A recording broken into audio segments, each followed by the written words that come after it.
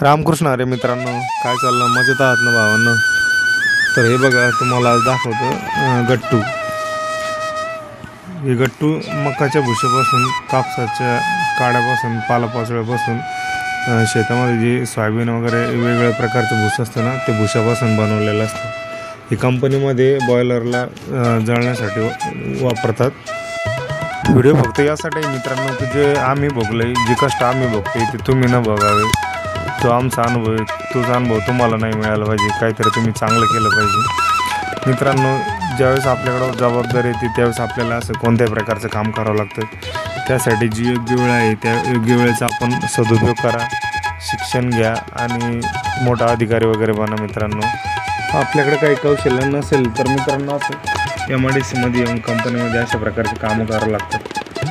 त्यासाठी काहीतरी आपल्याकडे कौशल्य असलं पाहिजे जेणेकरून आपल्याला जीवनामध्ये त्याचा उपयोग होईल. कारण शाळामध्ये आपण कॉपी करू शकतो, परंतु जीवनामध्ये कॉपी नाही करता येत. मित्रांनो, भावांनो, काही चांगलं सांगायचा प्रयत्न आहे, बाकी काही नाही. तुम्हाला जर आवडलं तर लाईक करा, शेअर करा, फॉलो करा. आणि नाही आवडलं तर द्या विषय सोडून. मग काय, बाकी सगळे मजेत राहा मित्रांनो.